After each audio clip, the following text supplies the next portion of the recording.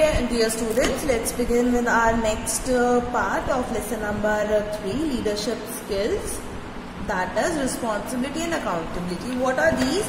In the last part we have last topic which we have learned, that is the functions of the leader, the important qualities or you can say the functions of the leaders. वो क्या क्या है हमारे?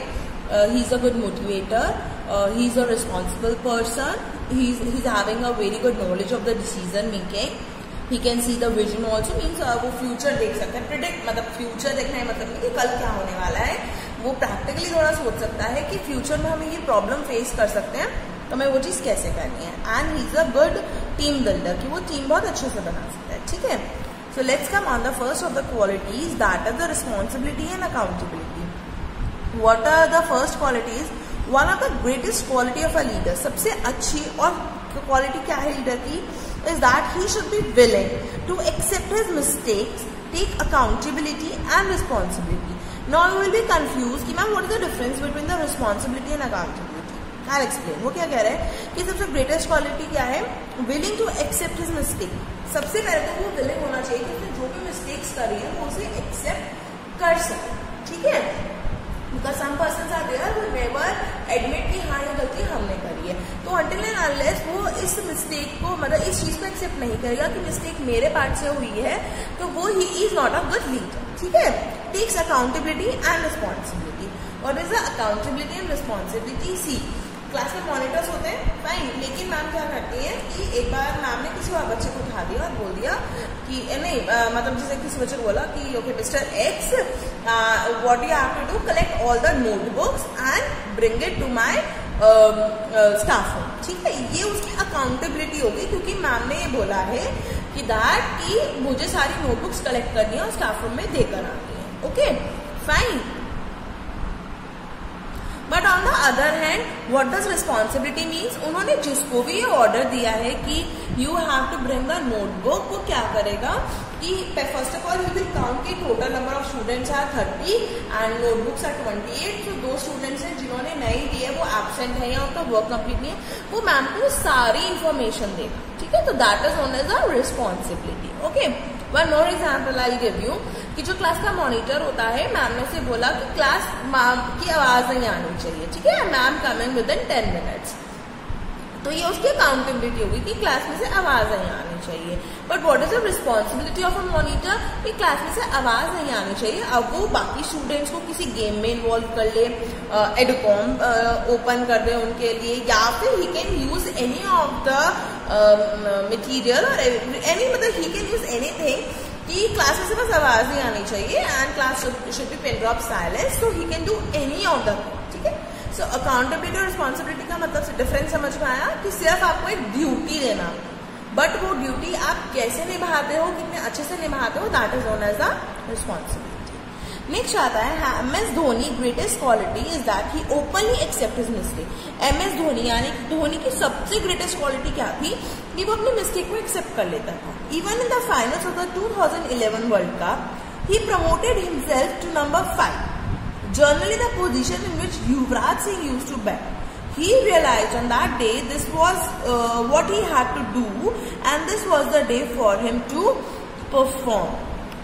उसने क्या करा कि वैसे तो वो यूजुअली नंबर 5 पे मतलब थोड़ा लेट ही खेलते हैं, लेकिन उस दिन नंबर 5 पे आ गया. जनरली द पोजीशन उस पे युवराज सिंह यूजुअली बैट करते हैं. He realize that on that day, उस दिन उसने रियलाइज करा this was what he had to do, उसने ये क्या कर दिया and this was the day for him to perform. और यही दिन था जब युवराज सिंह को बैटिंग करनी चाहिए थी because it was world cup final. When you take responsibility, the team and people around you will go out of their way to help you. मतलब जब आप responsibility लेते हो, then other people also help you. Okay? मतलब out of their way जाके आपकी help भी करते हैं. So this is known as the responsibility and accountability. Now the decision making. How you take these decisions? अब आप ये decisions कैसे लेते हो? If it is a cricketing decision on the field, the best thing to do is to talk to some of the other cricketers around you. अगर cricket field की हम बात कर रहे हैं तो हमें क्या करना चाहिए, जो हमारे आसपास के बाकी क्रिकेटर्स हैं हमें उनसे बात करनी चाहिए. Everybody can give you advice, हर कोई आपको एडवाइस देगा, and there is nothing wrong in taking it, और कुछ गलत भी नहीं है अगर आप किसी से एडवाइस ले लो। सपोज अगर आपको एक छोटी सी स्मॉल बिरयानी बनानी है, वेज बिरयानी बनानी है, तो आप एडवाइस उनसे ले लो कि ये करो, ऐसे करो, ऐसे करो, ऐसे करो, और उसमें कुछ गलत भी नहीं है, ठीक है। As a captain you should be listen to others, लेकिन आप कैप्टन हो तो आपको सबकी सुननी भी चाहिए, which is a very important quality, जो एक बहुत इंपॉर्टेंट क्वालिटी है। You assimilate your thoughts, take suggestions from everybody. अपने thoughts को assimilate means खंगालना बोलते हैं ना, कि मतलब sort out करो, उन्हें suggestion low, and at the end of the day you take decision. कहते हैं ना, सुनो सबकी करो मन की, तो आप सबसे advice ले लो, सबसे suggestions ले लो, and at the end अपने thoughts को थोड़ा mind up करो, work up करो उनके ऊपर, and then take a decision. Here is a classic example. Now example is here. When you make a bowling change and a wicket falls, people tell you what a great leader you are. क्या होता है कि आपने bowler को change कर दिया, अब आपका ओवर खत्म हो गया, तो आप दूसरे बॉलर को लेकर आए और उसमें एक विकेट गिर जाता है, तो ये सोचते हैं कि आप कितने अच्छे लीडर हो. However, suppose you make a bowling change and the bowler get hammered, people will tell you, why did you bring him? और यही पे अगर उस बॉलर से किसी को चोट लग जाती, सामने जो आपका बैट्समैन है उसे चोट लग जाती, तो वो ये कहते हैं कि मतलब तुम इसे लाए क्यों यहाँ पे. Such things are bound to happen, मतलब ये सारी चीजें होती हैं. In your heart if whatever you feel is the right decision, go ahead. तुम बस अपने दिल में सोचो कि क्या सही है और क्या गलत है, and take your decision. Did you remember the movie Kabhi Khushi कभी गम, जब वो छोटा सा बेबी जो शाहरुख खान का बेबी होता है, वो फिर प्रेयर करता है कि कहीं पे जा रहे हो तो पहले प्रे करो, और कुछ भी समझ में ना आए तो आंखें बंद करके अपने मम्मी पापा का नाम लो, एंड फिर देखना कि जीत तुम्हारी होगी.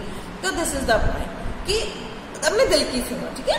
Take the decision what you want to take. Now the next is the vision part. The next important quality you need as a leader is the clarity of vision and clear objective. See students, अब क्या हो रहा है कि अगर आप ये सोच रहे हो कि ऑनलाइन स्टडीज आर वेस्ट और हमें कुछ नहीं समझ में आ रहा, तो आप थोड़ा ना विजन अपना बढ़ाओ. देखो कि when the next year the school will run, ऐसा नहीं होना चाहिए ना कि आवर नॉलेज विल लेस. अब नेक्स्ट क्लास में प्रमोट होगी, you will come in 9th class, and 9th is not a small class. 9th में आपको पेरेंट्स भी थोड़ा बड़ा ही मांगते हैं, and actually you are the big one कि आप अपनी सेल्फ स्टडीज खुद कर सकते हो, अपने नोट्स का ख्याल खुद रख सकते हो, तो आप बड़े हो जाओगे. तो you must see the vision कि अगर मैं ऑनलाइन स्टडीज को सीरियसली नहीं लूंगा तो ऐसा ना हो कि नेक्स्ट ईयर जो भी मुझे नॉलेज मिले वो कम रह जाए, ठीक है ना. तो you must see the vision. और सबसे अच्छी क्वालिटी, सबसे इंपॉर्टेंट क्वालिटी यही होती है लीडर की कि वो एक विजन और क्लियर ऑब्जेक्टिव के साथ देख सकते हैं. अब उसने ये करें कि बॉलर मतलब, अब see I don't know much about the cricket team, लेकिन मैं आपको एग्जांपल दे रही हूँ. अगर धोनी को पता है कि हरभजन सिंह यहाँ पे एक विकेट ले सकता है तो वो लेकर आएगा, ठीक है. और अगर उसे पता है कि Harbhajan Singh due to some personal reason आज बहुत डिस्टर्ब है लेकिन वो खेल रहा है, तो आप क्या करो, उसे ये भी पता हो सकता है कि वो आज रन ज्यादा दे दे, तो इट्स अ डिसीजन. विजन उसे क्लियर देखना है, उसे क्लियर ऑब्जेक्टिव अपना करना है. Okay, let us say that you are the class people leader. What is your vision? अगर आप पीपल लीडर हो तो आपका विजन क्या होगा? Do you know the difference between a vision and a mission? Mission और विजन के बीच में क्या डिफरेंस होता है? Let us read about Surajlata Devi, the captain of the Indian hockey team. Through this example, we are very much clear about the vision and mission. Even in her first assignment as a skipper, the team fetched a gold medal for India. जो उसका first assignment था जिसमें वो एक skipper थी, उस time पे भी टीम को क्या मिला था? एक gold medal. Slowly and steadily, यानी कि धीरे धीरे, वर्किंग हार्ड, उसने बहुत वर्क हार्ड करा. She made an entry into the national camp as a centre forward player. वो नेशनल कैंप में क्या, किस प्लेयर की उसने खेली, किस पोजीशन पे? Centre forward player. But very soon she showed equal potential in the midfield, और उसने बहुत जल्दी अपना पोटेंशियल दिखाया कि वो बिल्कुल मिडफील्ड में भी खेल सकती है. Surajlata Devi is highly respected by हर टीम. इसको मतलब ये अपनी टीम के द्वारा बहुत, मतलब सब इसको बहुत रिस्पेक्ट करते हैं, team members. Not only as a captain but also for her fantastic skills on the field. सिर्फ एक कैप्टन के लिए नहीं, because she has shown so much fantastic skills on the field. Okay, now what is the mission? The mission statement concentrate on the present. It defines the process and informs you about the desired level of performance. क्या कहता है? Process और inform करता है कि actual level, desired level क्या है performance का. It is generally the how of achieving a vision. See students, there are so many things: how to do, when to do, who to do, ठीक है ना, why to do. कौन करेगा इसे, ठीक है, मतलब कैसे करेंगे, कब करेंगे, कौन करेगा और क्यों करेंगे. तो ये क्या कहता है, ये जर्नली मिशन किस पे करता है कि ये कैसे होगा, हम इसे अचीव कैसे करेंगे. How to achieve, right. The vision statement focus on the future. Vision क्या कहता है? फ्यूचर. यहाँ पे मतलब मिशन जो है, see mission focus on present and vision focus on future. Got it? It is a source of inspiration and motivation. Often it describes not just the future of the organization. इसे आप एक organization का future नहीं बताता या person का, but the future of the society in which the organization hopes to effect the change. It is generally what the organization, sorry यहाँ पे W छूट गया था, that is what the organization or person is supposed to do. अब सी students, अगर मैं आपको एक छोटे से एग्जाम्पल दूँ यहाँ पे स्वच्छ भारत का, तो जब प्रधानमंत्री ने ये शुरू कर दिया, हाउ मतलब उन्होंने कर दिया, उन्हें भी नहीं मतलब प्लान ऑफ कोर्स किया होगा, लेकिन उन्होंने ये चीज शुरू कर दिया. धीरे धीरे we are into the habit कि हमें जो भी गार्बेज है वो लिटर जो है वो हमें डस्टबिन में थ्रो करना है, हमें गंद नहीं मचाना. We are also on the very Swachh Bharat Abhiyan हम बहुत सारे चलाते हैं. We are totally into it, ठीक है ना.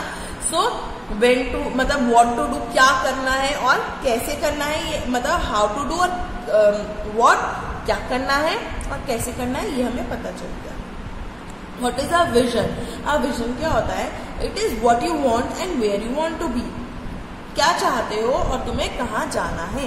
You have to dream. For that क्या आपको अपना एक गोल बनाना होगा पहले. At the end of the day, all of us want to be at the top. And of all of us, I want to be the winners. हम सब चाहते हैं कि हमारे 90% आ जाए और हम क्लास में टॉप करना है. But for that, you have to study. ठीक है. मिशन और विजन. विजन क्या है कि मुझे स्कूल में टॉप करना है. मिशन क्या है, उसके लिए मुझे पढ़ना पड़ेगा. The vision is a final destination. ये हमें पता है भाई, टॉप तो आप तभी करोगे साल के एंड में. फाइनल डेस्टिनेशन ही तो हो गई. Every organisation and every person has a vision. Of course मेरा भी है, आपका भी है, हम सबका है. A person who can see the vision and fulfil it is a visionary. जो ये थोड़ा बहुत भी विजन देख सकता है ना कि that if I have to score highest marks in my school, तो वो उसके लिए प्रैक्टिस करेगा. फाइन, वो विजनरी को उसे अचीव भी कर लेता है. Mahatma Gandhi wanted India to attain independence. वो चाहते थे कि इंडिया को इंडिपेंडेंस मिले. एंड फाइनली उनकी वजह से भी, मैं ये नहीं बोलूंगी उनकी वजह से ही मिली, लेकिन उनकी वजह से भी मिली. This was his vision. वो उनका ये विजन था. He actually saw India being independent before we attain independence. उन्होंने पहले ही एक इंडिपेंडेंट इंडिया को देख लिया था. दैट्स व्हाई वो अपने विजन में इतने सक्सेसफुल हो गए. So if you want to be a leader, have a vision, have a target and have a end point. अगर you want to be a leader, क्या होना चाहिए? विजन होना चाहिए, टारगेट होना चाहिए और एक एंड पॉइंट होना चाहिए. Dear student, now the team building and the motivator. Fine. Last two qualities of a leader are here, and after that, no activity we are not going to do. Otherwise, it's a very interesting activity. Team building क्या है? Another important quality of a leader of a captain is that he should be a team player. ऐसा ना हो कि वो individually खेलता है, उसे अपनी टीम के लिए खेलना है. वो टीम भी बनाए, अच्छी सी टीम में रहकर टीम के साथ खेले. क्योंकि जैसे क्रिकेट हो गए, हॉकी हो गए, फुटबॉल हो गए, ये सारे गेम्स आप इंडिविजुअली नहीं जीत सकते. आपको टीम के साथ ही खेलना है. He should be able to get the best out of the team. अगर मुझे पता है कि मेरी टीम में कोई भी पर्सन मतलब एक्स पर्सन इस प्लेस में ज्यादा अच्छा खेलता है या वो इस पॉइंट पे ज्यादा अच्छा खेल सकता है, तो मुझे उसी के अकॉर्डिंग उन प्लेयर्स को सेटअप करना पड़ेगा. This is team building. A good leader should be a good team builder. एक गुड लीडर एक अच्छा टीम बिल्डर भी होना चाहिए. Motivator, a leader needs to be a great motivator, मतलब वो टाइम टू टाइम अपने जो उसके फेलो मेंबर्स हैं उन्हें मोटिवेट करता रहे, उन्हें मतलब बताता रहे कि yes you can do, we can do. Virat Kohli का आइडिया ना विक्स वाला, बॉयज लेट्स डू इट, तो he is a good motivator. बोलते हैं ना वो विक्स कार्ड आता है कि भाई आवाज निकलती है, छोटे छोटे छोटा होता रहता है, आवाज निकल जाती है तो इतना बड़ा हो गया, बॉयज लेट्स डू इट। तो इवन इतनी आवाज ही काफी होती है कि हाँ we have to do, we can do and we have to achieve our winning ship. Okay, हमें वो चीज जीतनी ही जीतनी है। तो a leader should be a motivator, a team builder, he must have a good mission, vision, decision making ability होनी चाहिए एंड रिस्पॉन्सिबिलिटी एंड अकाउंटेबिलिटी भी उसमें होनी चाहिए। तो these are the qualities of a leader जो हम इस चैप्टर में पढ़ेंगे। We have done the 5 qualities and the definition of a leader. Okay, got it? इतना कुछ नहीं है इस चैप्टर में, तो आपको घबराने की जरूरत नहीं है। We can cover this chapter and as we are having the 10 to 12 days, तो हम इसे कवर अप कर सकते हैं। ओके, चलिए students, till then take care of yourself and if you have any problem do contact. Stay home, stay safe and stay connected. Bye-bye.